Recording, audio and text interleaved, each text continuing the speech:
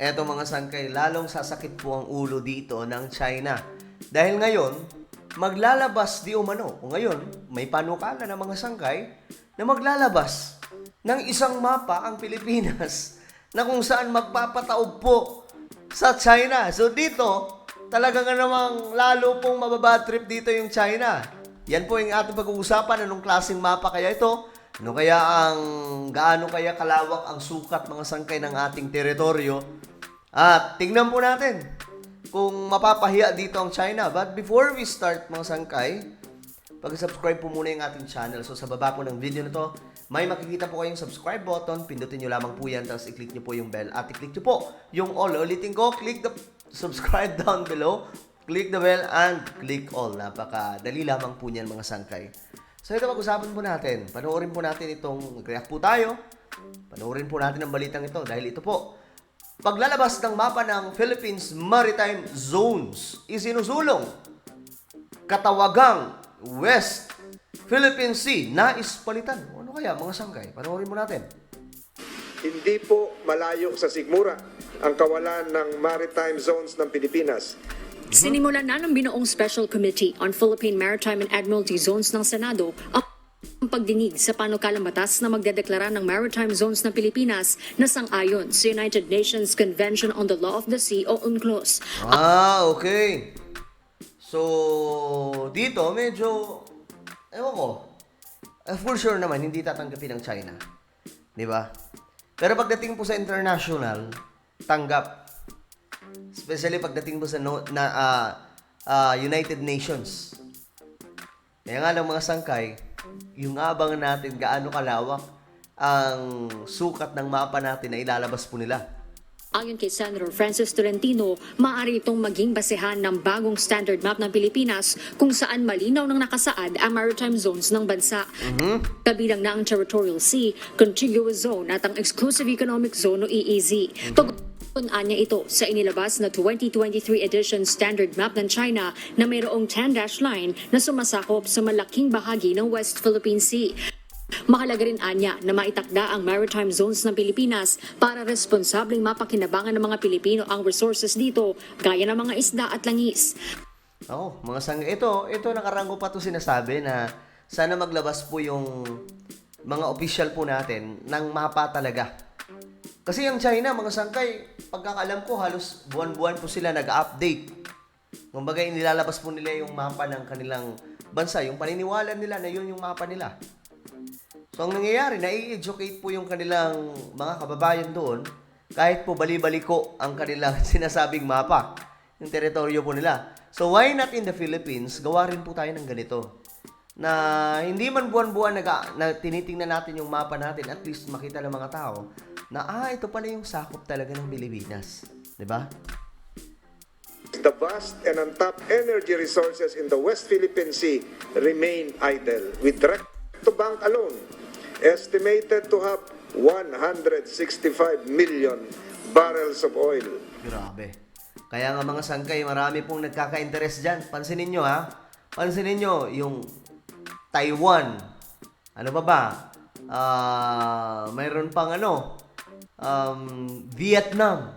Ang Vietnam po may pinakamaraming nakuha dyan mga sangkay kahit tingnan nyo pa yung mapa. Dyan sa West Philippine Sea.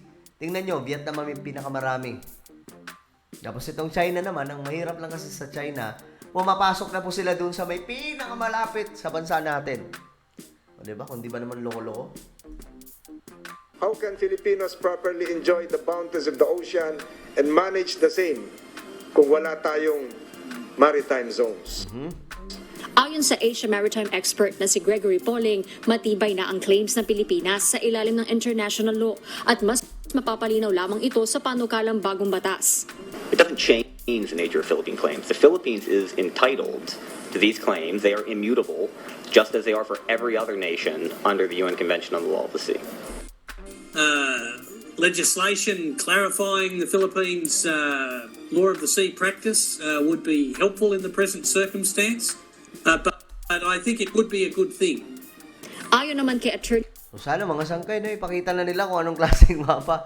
Pero tingin ko hindi pa. Kasi yun yung magiging malaking pasabog nila kapag ka naaprubahan na itong paglalabas ng mapa ng Philippine Maritime Zones. Ni Neil Silva ng University of the Philippines Institute for Maritime Affairs and Law of the Sea, napapanahon na ang Maritime Zones Law para mabigyang linaw ang boundaries ng Pilipinas at mapaigting ang paninindigan sa karapatan ng bansa.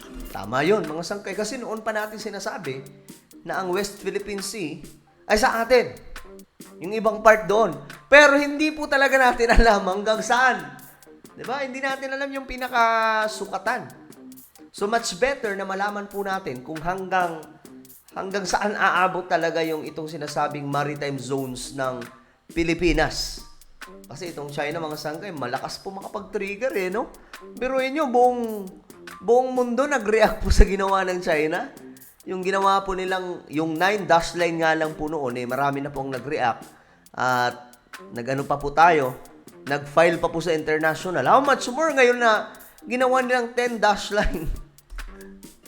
Dagdag ni Attorney Silva, kailangan na rin anyang ayusin ng Pilipinas ang mga batas nito at itugma sa mga batas ng international community para makakuha ng suporta mula sa ibang bansa.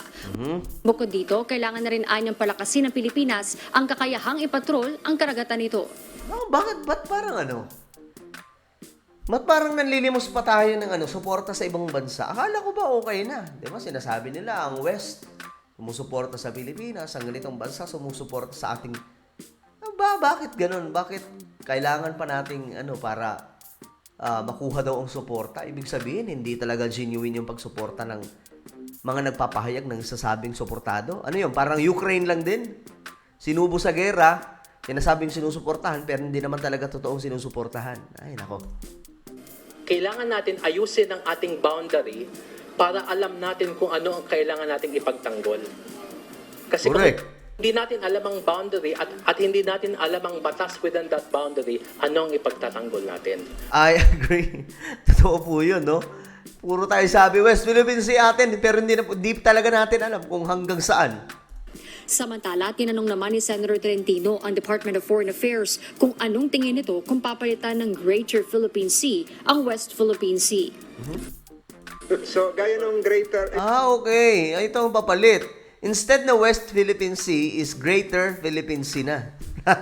Metro Manila lang. But Greater Metro Manila area can encompass San Jose del Monte, Bulacan, Bacoor, Cavite, Antipolo, etc. Okay ka doon? Well, the only situation is the world maps or other countries will not use that term. They might not be offended by it. I know country which should be offended by it. We know one country, large country, should be offended by the term. But I like the term, sir. Greater Philippine Sea sounds good. So, mukhang gusto yung idea, mga sangkay, na Greater Philippine Sea nang itawag doon po sa West Philippine Sea. Kung tawagin po yan sa China is South China Sea, diba? Sounds great. I don't take that seriously. Magkakaroon pa ng susunod na pagdinig ang Senado kaugnay ng issue. Jorge Delgado, UNTV News. So, ayun, mga sangkay, yan po ang mangyayari. For me, mga sangkay, tama lang talaga na maglabas. I don't know what is your opinion, but for me, tama lang talaga na maglabas na po tayo. Kasi matagal na po natin sinasabi na atin ang West Philippine Sea. Pero di talaga natin, yung totoo, mga sangkay, di talaga natin alam kung hanggang saan. Hindi natin alam kung asan yung linya ng sinasabing atin at asan yung pambira. So much better. Alam nyo, dapat doon pa ito ginawa. Bakit ngayon lamang ito napag-iisipan? Yan tuloy, puro, alam mo, marami po ngayon GG sa China. Pero hanggang sabi lang tayo yung China, mga agaw ng teritoryo. Pero di natin talaga alam kung hanggang saan yung teritoryo natin. Tama. Tama ako, tama. Pero ayun na nga, maganda po itong isinusulong nila na maglabas po ng mapa ng Philippine Maritime Zones. Para po magkaalaman na. At syempre, China lang yung maglalabas? Yung China masyado pong abusado no? Kulang na lang kunin yung Palawan at buong Metro Manila buong Luzon 'Di ba? So kayo mga sangkay, pabor ba kayo na maglabas po ng mapa ng Philippine Maritime Zones ang ating bansa? Well, ano po ang inyong opinion? Just comment down below. At ngayon, inimbitahan ko kayo bago magkalasan, no? Please subscribe my YouTube channel, Sangkay Revelation. Ito po yun. Hanapin nyo po ito sa YouTube at kapag nakita nyo na click the subscribe, click the bell and click all. So ako na po ay magpapaalam hanggang sa muli. This is me, Sangkay Janjan. Palagi nyo pong tatandaan that Jesus loves you. God bless everyone.